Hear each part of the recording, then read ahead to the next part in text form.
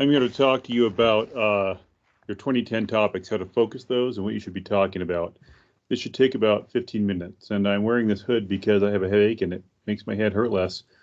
And I also thought that maybe if I looked like a Teletubby, that this whole experience would be less threatening. So let's see how it goes. All right, first I got to share my screen here.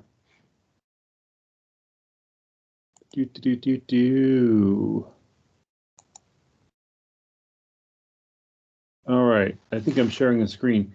Let's look at the assignment sheet first and see what the assignment wants of us, and then talk about how to pick a topic that'll work.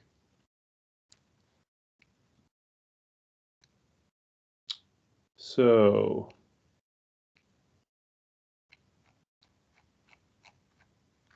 here we go, major assignment instructions. Final research paper. There's other places to look at it. When you submit the assignment right here, that's probably a better place to go look. A better place to go look. I need to talk more slowly. Oh man, my teeth look like terrible. Okay, so here's the assignment. All right. In your project proposal, you speculate on an issue, you research the issue. This is the final assignment for the class, what we're working towards. And you'll do a bunch of incremental assignments that'll help you write this paper as you go. So you won't be up the night before with a can of Red Bull or whatever stimulant you prefer, trying to write this thing in 4 hours. Just do all the assignments in the class, even the ones that look pointless, okay? It's kind of a wax on, wax off situation here where it's all going to pay off. All right, so an argument-driven research essay. Those are important words. You're going to be persuasive. And this whole screen is too large. Okay. You'll be writing an argument-driven research paper. You make a claim or a thesis, couple it with a well-developed reasons and stakes, and use this evidence from your research to support the claim. You're going to claim something. You're going to argue for something. All right. And you're going to use evidence. And your evidence is going to consist of, what do they just say here? Basically research, scholarly research. So that means you have to use basically academic writing, academic scholarship to support your claims. And we'll talk about how to find that stuff in this class. All right, 6 to 8 pages, argument-driven research essay. It offers readers a full sense of your perspective and position about your semester topic. Includes the following elements: a thesis. Now you can not know what your thesis is when you're starting. In fact, if you know exactly what the answer is before you start writing, it usually makes for a really boring, thin, and dull paper. So the thesis is going to change as you learn more about your topic. Then in the introductory section, give a brief description of the scholarly conversation surrounding your topic. So you'll introduce what everyone's saying about the topic. You'll do like an overview of various sources, okay? And as you write what everyone's telling you about the topic, you're learning new stuff, and that in turn will craft your thesis and change it. You'll adjust counter arguments. You've got to talk about the people who don't agree with you and tell us why you think they're full of crap, all right? But in a scholarly way. But you're basically going to say, these people don't agree with me, and here's why they're wrong. And that makes your argument more persuasive. You're going to tell us why your topic matters. And then you'll include evidence saying, here's why the thing that I'm arguing for is important, and here's why I'm right, and other people are wrong or partially wrong. Let's see. This hood's getting hot now. I haven't combed my hair today, and I apologize for looking like, you know, like I was just crawled up from under a bus or something. All right, so there's some grading stuff here. All right, so let's find a possible topic here, okay, and explore how you can narrow a topic down. I'm going into Google Docs, and I'm going to write down some topic ideas here. One of them is going to be puppets, because one of your classmates likes puppets, and I thought that's really cool. Let's explore that. Someone mentioned climate change, which is possibly the worst topic ever because everyone writes about it, and they write about it in really broad terms. You only have 6 to 8 pages. That may seem like a lot of words. It really isn't. You can only talk about the most narrow sliver of a topic in 6 to 8 pages. I'm pulling faces at the camera. I don't think my face even shows up while I'm talking about this, so it's kind of silly. All right, hang in there. Don't give up. Don't go to sleep. Wake up. Okay, climate change. And then let's find something else here to talk about. Let's talk about free tuition at UVU. Okay, so I'm probably just going to grab one of these for now. Let's talk about climate change to begin with. Okay, first of all, your paper should be driven by a question. Okay, climate change. And let's brainstorm, since it's just me talking. I'll pretend to be both parts of the conversation where I ask questions and then you respond, except I get to play the role of you. So, okay, climate change. What do we want to know? I like to start off with questions and try to answer those questions. So, here's a bunch of questions I have. Why do some people believe in climate change and others don't? Okay.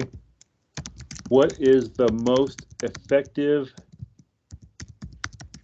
way to prevent climate change? Which of the claims of climate change deniers is most valid? Okay. This is me being a liberal professor here. Okay, so don't be offended. All right. What is the relationship between capitalism and climate change? Okay, these are just some possible questions, and you can choose one of those questions or more of them even, and do some research, and you can narrow them down quite a bit. So I'm going to add one more here. What's the deal with carbon sequestration? That's where you use mechanical means, human-made means, to try and pull carbon out of the atmosphere so the planet doesn't turn into an easy bake oven. And it just occurred to me that you may not know what an easy bake oven is. I strongly recommend that you Google easy bake oven. Okay, it's going to change your life. So we're going to call this document narrowing research questions. Now, I have a chapter of a book that I found on a website that I actually own 3 or 4 paper copies of. It talks about a formal way of narrowing down your topic. It's kind of long, it's smart, and it's useful, and I'll put it on our website and send you a link if you need a reminder of today's discussion that's a little more coherent, okay, a little more organized. Okay, so no water left. I'm sad. All right. So looking at this here, I'm just gonna, okay, when I start off asking questions, I try to go to a database and find the key terms that are being used by researchers to categorize and catalog the research around a particular topic and make a list of those terms. So I'm going to go over here. I'm going to open up Google Scholar. Okay, let me tell you something really important. Google Scholar has a great interface for finding sources. Those links within Google Scholar often lead to paid databases. Fortunately for you, your tax dollars, or more accurately, the tax dollars of your parents, have gone to pay for licensed databases at UVU that contain full text, free versions of most of the research you'll ever need in this life or the next. Okay, not to get religious here, but all right. So what I'd like to do is look stuff up in Google Scholar and then find the full text version over in the UVU databases, and then look stuff up in the UVU databases as well. Okay, because sometimes you'll find things that you didn't find over in Google Scholar. I'm moving my hands around while I talk here, but you can't see it. So we're going to talk about climate change denial. Okay, and as I type that in, you'll see there's a whole bunch of possible subtopics. So even climate change denial, and I realize that, you know, there's an ideological bias to me choosing this topic. All right, choose a topic you care about. But that's a huge topic. So we're going to click on climate change denial, and we're going to look at organized climate change denial. 14 climate change denial sources, actors, and strategies. Climate change denial, heads in the sand. Okay, that's from 2013, 7 years ago. Ideology and climate change denial. Most of these articles, just glancing over them, seem to indicate there's a political purpose for climate change denial. That someone's got a reason for wanting to deny climate change. I wonder what it could be. So let's click on this first one here. If we look at this first topic here, we can see that it's been cited by 534 other people. Okay, so it's a very popular source. Does that mean that it's true? No. Does it mean that it's probably true? Yes. Okay, because with the exception of QAnon, rarely do large groups of people believe in things that aren't true who are intellectuals and scholars. I hope I'm wrong about that. Okay, so what we can do is we can read this article and we can write down key terms. We can also click on this little thingy here, cited by 534 people, and see who's talking about it. The denial of climate change among conservative white males in the United States. Now that's interesting. Okay, so we can also change our question. All right. I'm going to hit enter here. I'm going to tab. I'm going to put in who denies climate change and why. Okay. And it appears to be that there's something about white males going on here. Okay. In the liberal narrative, it's like Scooby-Doo. If there's a problem, you catch the bad guy at the end and pull the mask off, there's always a white male underneath that mask. And that's generally true. Anyway, so there's something to do with maybe gender and politics and denial. Let's assume for the sake of this paper that we've done a bunch of research and we understand now that mostly white male conservatives who deny climate change. So we could change our question and narrow it even further and put, why do white male conservatives deny climate change? Now, I have a series of assumptions here. One of my assumptions is that climate change is real. And I actually believe that, okay? But I just want to be upfront about my assumptions. The people who you read will also have assumptions, which you'll need to address, and we'll talk more about that later. So we're kind of focused on climate change. Why do white male conservatives deny climate change? Okay, that right there is a research question.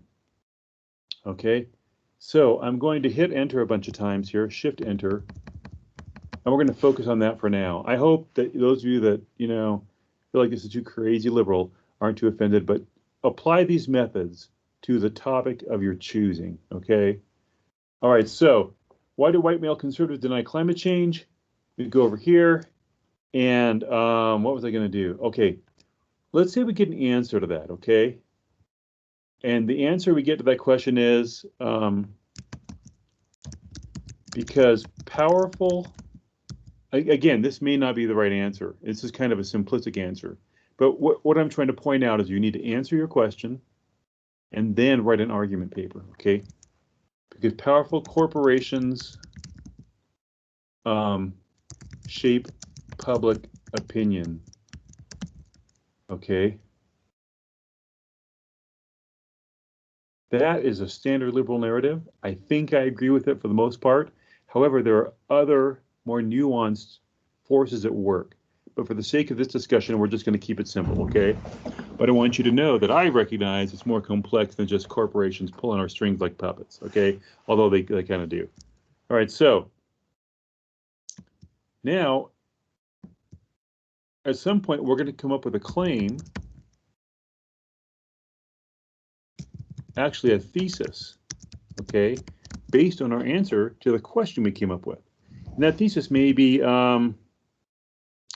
okay, it is important that we mediate, okay, or shape or reduce the influence of large corporations on public opinion.